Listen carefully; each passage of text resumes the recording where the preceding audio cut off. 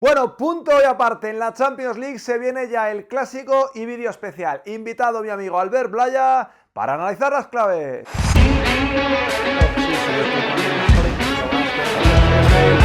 Se le deja líder. Hay que tirar porque obviamente arriba. Del Real Madrid. Bueno, pues como os decía, vamos ya a hablar del clásico, vamos a calentar un poco lo que se viene este sábado a partir de las 9 de la noche y hoy viene al canal Albert Blaya. Hace unos días en el parón FIFA pues estuvo Soprano, Fabián Piñero, que es uno de los colaboradores habituales del podcast, y otro es Albert Blaya. Nos falta Ernesto para completar la trilogía de Titanes. Y bueno, Albert es seguidor del Barça, aparte de gran periodista, evidentemente, periodista emergente, eso que se suele decir, también todoterreno, tipo yo, porque he desayunado leyendo su crónica del partido de anoche del Real Madrid, está en la televisión también, evidentemente en todas las plataformas sociales. Y bueno, Albert, bienvenido para darnos la perspectiva analítica tuya tan sensata, haciendo honor a tu segundo apellido, y también evidentemente barcelonista, porque bueno, eres como yo, eres de los que reconoces abiertamente cuál es tu equipo. ¿Qué tal, Iñaki? Un placer pasarme por tu canal, vernos las caras, ¿no? Con el podcast que hay eso no se puede hacer.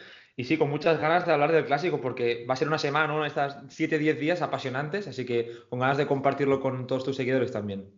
Como me ha venido a la cabeza Cristóbal Soria, macho. Hay que mirarse a las caritas los tíos. Así que efectivamente estamos aquí con las caritas y bueno, para que lo sepa la gente, y hablando de caritas, por si me veis cara de sueño, es que estamos grabando, nada, 12 horas exactas después del pitido final en ese gran partido del Real Madrid contra el Liverpool. Vamos a empezar un poco por eso, porque como te decía, he leído tu crónica, leí algunos tweets que pusiste ayer, qué pozo te dejó el Real Madrid, y en clave clásico, qué lección tiene que aprender en estas 72 horas el Barça, si es que no lo ha hecho ya, para evitar que el partido, no sé cómo acabe, pero que se juegue en los términos que dictó ayer el Real Madrid, porque es que dominó prácticamente en todas las fases. No sé, así lo vi yo, Albert. Sí, el Madrid jugó un enorme partido y al final yo creo que la lectura más importante que deja ese partido ante el Liverpool es que si vas a ir a presionar al Real Madrid arriba, eso le facilita muchísimo las cosas a los de Zidane si la presión se desajusta ni que sea un poquito, ¿no? Porque ahí la calidad que tiene el Real Madrid en el centro del campo pesa muchísimo. De hecho, ayer sin Ramos, sin Varane, sin Carvajal, con un Marcelo que ya apenas cuenta, que son los jugadores que te dan ese plus en salida de balón en defensa, el Real Madrid dominó de la misma forma. Entonces el Barça debería tratar de aprender de los errores del Liverpool, porque vimos a Toni Kroos, por ejemplo, muchas veces liberado en el centro del campo, jugando de cara, y claro, si dejas al alemán meter pases de 30-40 metros con la calidad que tiene, eso te condena, ¿no? Entonces yo creo que el Barça debe ver qué falló el Liverpool en la fase de presión, porque el equipo de Klopp montó una presión en 4-2-3-1 intentando proteger mucho por el centro, pero el Real Madrid siempre encontró la forma de sortearla. Y yo creo que el Real Madrid demostró que es un equipo que cuando llegan esas fechas, si los buenos, ¿no? los importantes están entonados, se van sumando al carro jugadores secundarios, ¿no? Como Vinicius o Asensio, que parecía que estaban un poco desterrados esta temporada, pues ahí están, ¿no? Dando el golpe sobre la mesa. Pero al final, los Modric, Kroos, Casemiro y Benzema son los que sostienen siempre, ¿no? ese equipo. Y bueno, el Barça yo creo que ahí poco puede hacer si tienen el día. Y mira, no sé a quién se lo leía en Twitter, no me acuerdo si era Adrián Cervera, pero era uno de esa cuerda de analistas tipo tú. Bueno, a ver, Adrián es más técnico, evidentemente, tú eres más periodista, pero decían que, no me acuerdo quién era de verdad, igual era Arroyo, no sé quién era, que es absurdo ir a presionar al Real Madrid si no eres un equipo perfecto y si no vas a llegar, porque como no llegues, es lo que tú estabas diciendo, te van a liquidar. El Barça, que ha mejorado mucho, ahora vamos a entrar en el Barça. Si va, ¿tú le ves con toda la capacidad para poder de verdad importunar la salida del Real Madrid, para poder robar, para poder ensuciar, para poder que no intervenga Kroos, como tú decías, luego teniendo en cuenta que te va a meter al puñal de Vinicius contra una defensa que también puede sufrir? ¿Tú lo ves capacitado al Barça a estas alturas de la película para eso que decían? O vas bien o no vayas.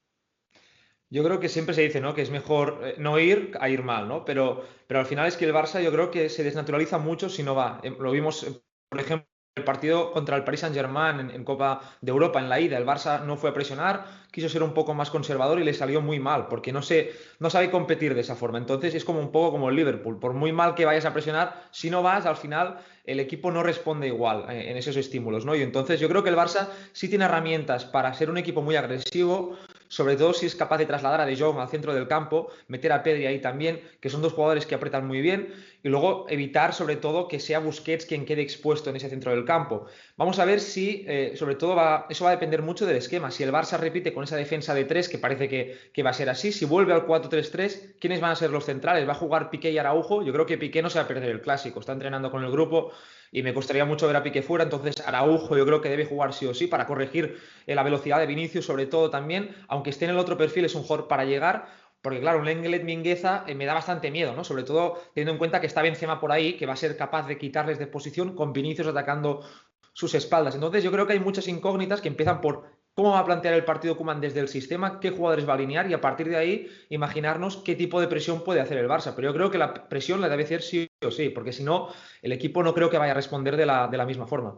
Claro, y mira, eso quería ir, vamos a ir enseguida a lo de ya me lo has dejado caer, que crees que saldrá con tres centrales, yo también lo pienso, pero a eso quería ir un poco. El Barça, llévanos un poco también por esa ruta que le ha llevado a ser este equipo que lleva 19 partidos invicto. Sí que es cierto que el último encuentro contra el Valladolid, y te voy a dar mi teoría futbolística, fue el peor partido del Barça en los últimos tiempos en Liga. Por dos cosas, porque no tuvo claridad ofensiva y porque defensivamente volvimos a ver ese equipo con 3 para 3, con 2 para 2, con situaciones del Valladolid que no concretaron, o me dio a mí la sensación, no concretaron, pues bueno, falta de talento seguramente, pero creo que fue un Barça un poco menos sólido. No sé si eso tiene que ver también porque en la vida, pues cuando no tienes nada que perder, te sueltas y vas con todo y ya, pues da todo igual. El otro día, por primera vez, tenían esa presión de que, oye, que si ganamos todo, ya somos campeones nosotros, ya no depende de que se caiga el Atlético.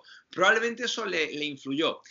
¿Cómo te preocupa esa versión que vimos del Barça el otro día? Errática en ataque y, en mi opinión, más largo el equipo y con más situaciones de 3 para 3, y te preocupa mucho o poco si crees que es algo puntual, que sí que es cierto que en el global los últimos partidos de Liga no se ha visto, y lo del esquema, vuelta a los tres centrales. Sí, yo creo que hay un factor muy importante que es el parón, ¿no? Porque el Barça venía en su mejor momento y ese parón yo creo que le ha sentado muy mal porque la dinámica se ha parado, ¿no? Y entonces yo creo que le costó mucho entrar en el partido al Barça. Yo creo que tuvo la confianza de que el Valladolid con las bajas y se presuponía un partido mucho más plácido, se encontró con un rival que propuso bastante y el Barça tuvo esos nervios, ¿no? Obviamente de sentirse prácticamente muy cerca del liderato, ¿no? Porque sabiendo eso, ¿no? Que si va ganando todos los partidos va a ser campeón y que el Atlético de Madrid está en un momento de flojeza. Pero yo creo que el Barça vimos un cambio de hecho, jugó con tres centrales, luego pasó el 4-3-3 y luego el 4-2-3-1, es decir, hubo hasta tres esquemas distintos, el que funcionó mejor fue ese 4-3-3 y eso veremos, porque ahí las dudas son si Piqué y Araujo son titulares, que yo creo que deberían serlo. Para mí el mejor sistema es el 4-3-3, porque ganas a De Jong en el centro del campo, que te ayuda eso para ir a la presión, y porque contra Benzema me parece que es mucho mejor. También, ¿verdad? O sea, De Jong es un factor de área también, claro. Está claro, es que es un jugador que te suma mucho gol en ese sentido, que es un jugador con ese desmarque que lo vimos justamente contra el Valladolid sumando ocasiones de gol. Al final, claro, lo pierdes abajo, es cierto, pero si recuperas a Piqué Araujo, yo creo que tiene cierta lógica mandarlo arriba, porque lo que no me gustaría es verlo en defensa de tres con esos dos jugadores. Yo creo que se sienten mejor Piqué y Araujo, sobre todo, asumiendo esa pareja, ¿no? Entonces, veremos qué hace Koeman, porque yo creo que hay distintas opciones. También ver si le sale más rentable, por ejemplo, meter a Dembélé en un costado para buscar, porque a lo mejor se habla de una titularidad de Marcelo, si el Madrid pasa a defensa de 5, ¿no? No sé cómo lo ves tú, Iñaki, pero quizás podría darse. Yo creo muy arriesgado, pero. Yo creo que. Él dijo que no, y Zidane es cierto que no suele mentir. Él dijo que iban a salir con 4 atrás ayer y que la lesión de Varane no lo cambió. Yo no lo sé. El año pasado hizo un gran clásico Marcelo, claro, pero por eso. el Marcelo del año pasado fue un Marcelo mucho mejor que el de esta temporada. Yo lo comparaba con esto de aplanar la curva que se decía hace un año. El año pasado, bueno, Marcelo venía de la 18-19 en una caída muy pronunciada, aplanó su curva y se mantuvo en un buen nivel, y este año ha vuelto a caer un poco. Yo lo veo complicado porque es que lleva sin jugar 2 meses, tío. O sea, te da mucho, es cierto, pero es que lleva 2 meses sin jugar. Por ahí Dest, bueno, imagino que será Dest y no Roberto, está creciendo mucho. No lo sé, pero ayer fue una paliza, la decidieron los futbolistas del Real Madrid, los vimos cómo acabaron y tal. Yo creo que no va a jugar Marcelo, pero no me extrañaría tanto, sinceramente. Claro, eso iba, porque si tú metes a Mendy, es cierto que te sale más rentable buscar a Dembélé atacando la espalda de Militao, quizás, que aunque es muy buen corrector y es muy rápido, tiene esos desajustes a veces a nivel posicional, que meter a Dembélé en 1 contra 1 con Mendy, porque Mendy es de los mejores defensores de Europa prácticamente en el 1 para 1. Entonces yo creo que sí es cierto que si juega Marcelo, a Koeman quizás le sale más rentable meter a Dembélé en ese costado para buscar a Marcelo, que no pueda asumir tanta responsabilidad, pero veremos. Yo creo que va a depender mucho de cómo vaya evolucionando la semana, ¿no? Porque puede darse alguna que otra baja también. No me extrañaría viendo el panorama en Barça y Madrid, que eso es otro tema, ¿no? Pero es cierto que hasta el último momento yo tengo dudas con los sistemas de los dos equipos, aunque en Real Madrid ya dijimos en el podcast, recuerdo, Iñaki, que yo veía más un 4-3-3 y es que al final, a ver, con lo que hay, es más lógico eso. Así que yo creo que el Real Madrid va a repetir alineación. Sí, a ver, algo de piernas frescas yo creo que va a meter. Fede quizás, ¿no? Fede Valverde puede entrar. Yo creo que ayer la paliza fue muy grande. Evidentemente el Madrid si gana, vamos, se mete de llenísimo, está metido en la liga, pero, o sea, yo creo que tiene que tener un dilema, pero a mí me parece que lo bueno es que hay 4 días de recuperación, que tú lo habrás hablado muchas veces con expertos, con gente de la recuperación. A partir de 3 días ya la recuperación debería ser todo lo óptima que puede ser en estas alturas de la temporada, evidentemente. Y luego hay otros 4 hasta Liverpool. O sea, en ese sentido, yo creo que para lo que me queda en el convento me cago dentro. Yo creo ya tiro con esto. Y en ese sentido, pues sí que probablemente sea así. Rápidamente, Albert, bueno, todavía nos queda un ratito, pero llévanos un poco. Tú has defendido a Koeman durante casi toda la temporada o le has dado valor más bien a las cosas que iba intentando, primeramente quizás no saliendo tanto o no tan elocuentes, porque muchas de las cosas que luego sí que se han plasmado tú las ibas contando en Twitter o en tus diferentes canales. Llévanos por el viaje de Koeman un poco a cómo ha creado este equipo más sólido, cómo ha sacado la mejor versión de Frenkie de Jong, que entiendo que también habrá algo de, bueno, ya segunda temporada, más adaptación, pero con sus movimientos él ha tenido cosas interesantes, cómo ha convertido en un futbolista útil, aunque sea, que es la palabra que utilizo siempre para determinados contextos, a Mingueza, en fin, que él ha metido, le pagan por tomar decisiones, como yo siempre digo a un entrenador, las ha tomado y lo que nadie le podrá decir es que está muriendo, o vamos, o viviendo, evidentemente, haciendo lo que le da la gana. O sea, si tiene que dejar a Griezmann un día en un partidazo en el banquillo, lo deja. Si el canterano que le gusta del medio del campo es Ilais Moriba, lo pone, aunque Riqui Puig tenga más hype, digamos que eso lo hemos hablado tú y yo. O sea, yo creo que, de verdad, lo ha hecho a su manera, lo está haciendo a su manera, y creo que me he equivocado con él y está de valorar lo que está haciendo, sinceramente. Sí, yo creo que existe un problema, ¿no? Que el problema es valorar, o sea, al inicio de temporada lo que podía hacer Koeman en sus decisiones sin tener en cuenta todo lo que rodeaba al Fútbol Club Barcelona, que al final era una situación límite, insostenible. Y aceptar ser el entrenador del Barça, no sabiendo si Messi se iba a quedar o no, viendo los problemas económicos que tenía el club, que apenas te llegaba ningún fichaje, es decir, Koeman no pudo decidir nada a nivel de plantilla, tenía lo que tenía, muchísimas dudas, un equipo cansado, con muchas bajas, ¿no? De jugadores importantes, que aunque las salidas eran previsibles, también al final pues te dejan un panorama distinto. Y Koeman es cierto, o sea, la gente esperaba que al principio ya acertase, que el equipo fuese lo que no venía siendo los últimos años. Y todos los equipos, creo, nacen, ¿no? de los errores, en mayor o menor medida. Pero si miramos el Bayern, ¿no? De Flick, que es prácticamente el mejor equipo de Europa, pues empezó muy mal, ¿no? Con Kovac, y luego pues el cambio de Flick fue un sablazo, pero con la misma plantilla. Y el Barça yo creo que lo que ha ido haciendo es ver cómo podía encajar distintas piezas que parecían totalmente incoherentes, porque por ejemplo en el doble pivote que planteó Koeman hasta prácticamente diciembre-enero, ese Busquets de Jong para mí no funcionaba nunca, porque de Jong y Busquets no jugaban bien juntos. De Jong quedaba en tierra de nadie, jugaba muy arriba, pero muy anclado, sin capacidad para conducir. Busquets tampoco estaba a su nivel. Griezmann y Messi tampoco funcionaban como pareja. Entonces, bueno, eso eran dilemas que si tú quieres tener un equipo competitivo, tienes que hacer encajar a los mejores. Es como si en el Madrid Modric y Kroos no funcionasen juntos. Pues ahí hay un problema importante, ¿no? Entonces, bueno, yo creo que los deberes de Koeman o la tarea que ha hecho es encajar esas piezas, potenciar muchísimo a jugadores como Dembélé, por ejemplo, que físicamente ha pegado un cambio brutal, pero luego también a nivel futbolístico. Es un jugador muy diferente al de otras temporadas, mucho más consciente de sus limitaciones y de sus virtudes. Hacer el crecimiento de Pedri, que por mucho talento que tenga Pedri, que se apueste por él desde el día 1, que se le dé confianza. Dest, Mingueza, Ilaix, etcétera, ¿no? O sea, hay muchos jugadores que han crecido bajo el paraguas de Koeman, y a partir de ahí el Barça ya no es que sea un muy buen equipo, sino que es un equipo coherente y reconocible, y a partir de ahí tendrá sus partidos muy buenos y sus partidos muy malos. Pero yo creo que Koeman ha hecho un muy buen trabajo, y la temporada, obviamente, si la final de Copa se pierde, va a ser una muy mala noticia. Yo creo que la final de Copa el Barça tiene que ganarla sí o sí, pero si se pelea la Liga hasta el final, yo creo que la temporada se da por buena, porque es que en agosto las previsiones para el Barça eran realmente catastróficas. Yo creo que se esperaba un Barça, bueno, y que tal y como empezó la Liga, Iñaki, a 12-13 puntos del líder, ha revertido la situación. lo que más me ha sorprendido, viendo todo el Cristo interno que había con Messi queriendo irse sin presidente, o bueno, durante mucha parte de la temporada sin presidente, yo estaba convencido, y lo dije aquí, creo que si esta gente se ve a 6, 8, 10 puntos, como se vieron, me parece que van a dimitir, que va a ser guerra por su cuenta y tal, y no sé quién ha sido, entiendo que ha sido el entrenador, ha sido capaz de ir aglutinándolos, mentalmente y todo esto, y eso es una cosa que me ha sorprendido bastante, la verdad. O sea, y hay, alguien tiene que tener ese... Y habiendo perdido a Ansu Fati y habiendo perdido a Piqué, dos de sus jugadores, o sea, yo creo que hay que darle, honestamente, creo que hay que darle mérito a cómo se han reagrupado, de verdad. Eso sí que lo pienso. Vamos a ir ahora un poco a Messi.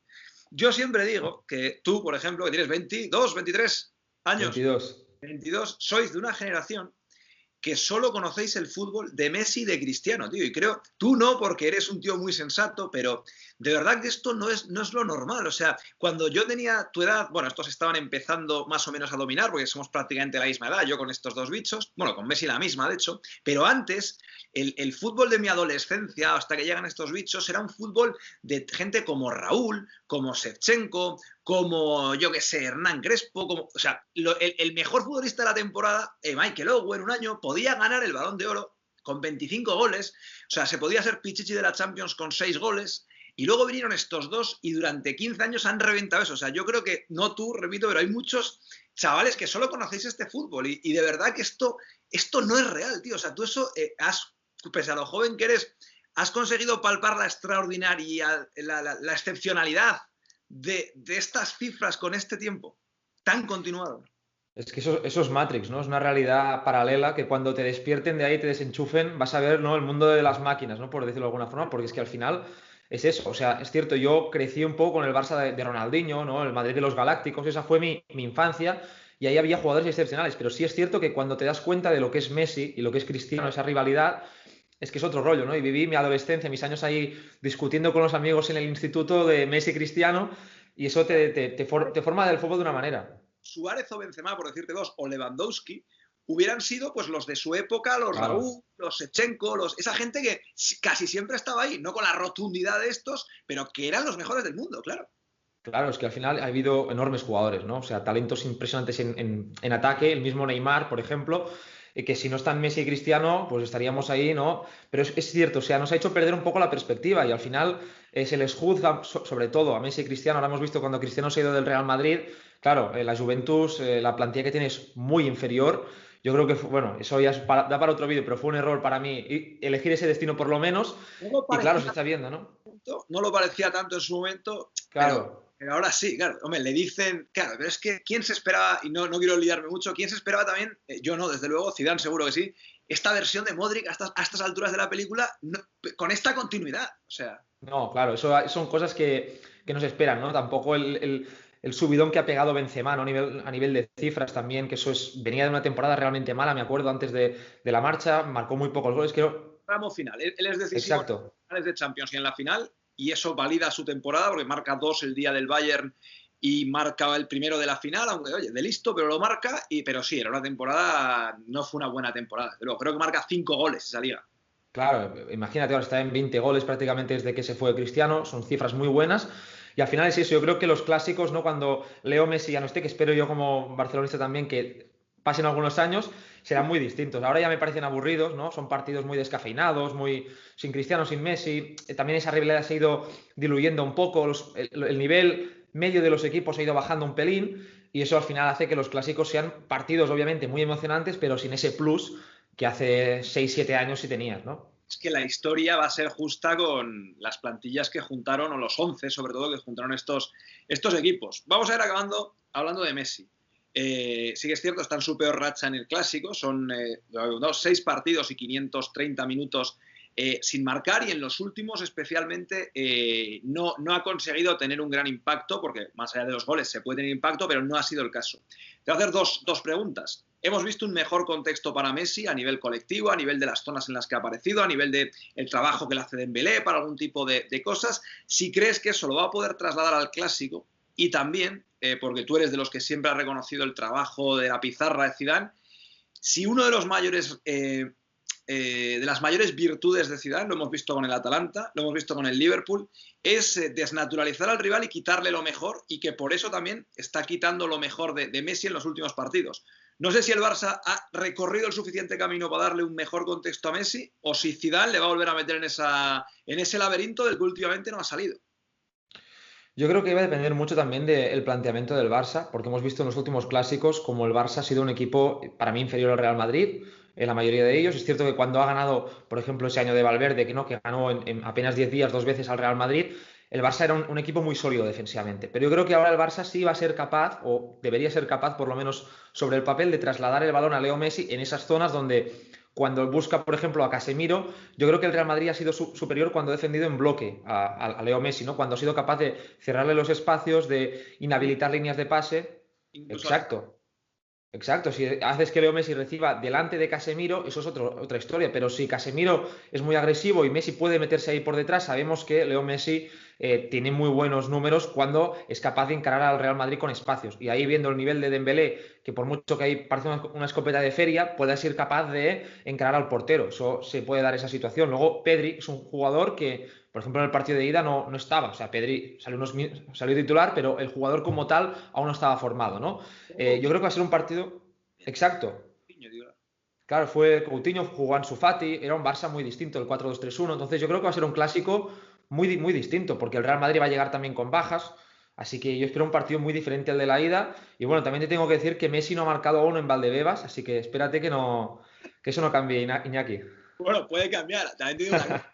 Yo este dato de los 500 y pico minutos, siempre que estamos en alguna previa de la tele, desde que estoy en la tele, ya este va a ser el cuarto clásico, yo siempre lo digo. Yo sé que me imagino que en algún momento marcará y me irán a tirar. Tú decías que no aparecía en el clásico, tal. Digo, no, yo digo que antes en el clásico, al principio, aparecía siempre, y coño, ahora son 600 minutos, casi 500 y pico, sin aparecer. Pero bueno, que veremos lo que nos depara.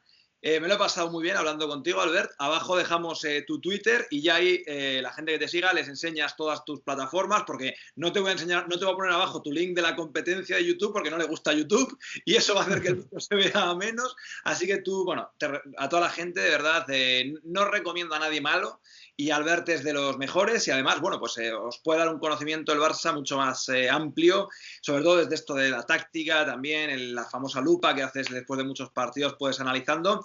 Así que nada, os recomiendo que sigáis a Albert Blaya sensato en catalán. Siempre me gusta recordar eso, porque yo no hubiera podido llevar ese apellido con la coherencia y con lo bien que casa tu actitud con el apellido. Yo ya te digo que no hubiera, te lo digo siempre, que no hubiera podido. Muchísimas gracias, amigo, por estar aquí. Muchísimas gracias, Iñaki, por la invitación. Me lo he pasado muy bien y nada, con orgullo de llevar el apellido de esa forma que comentas. Por lo menos lo ves tú así. A ver si mis padres lo ven de la misma forma. Ahora se los comentaré. Yo creo, Albert, que mis padres te adoptarían como hijo si te vieran, ¿eh? Muchas gracias, amigo. Bueno, pues nada, chicos, otro videaco aquí con gente invitada en el canal. Recordad que Albert es de los colaboradores del podcast, así que podéis seguir al podcast abajo, ya sabéis, 2,99, tenéis 30 días, análisis de este crack, de Soprano, de Ernesto, entrevistas semanales, en fin, dadle una oportunidad al podcast, que está el momento más importante de la temporada y hay que apoyar eso. Nos vemos en el siguiente vídeo.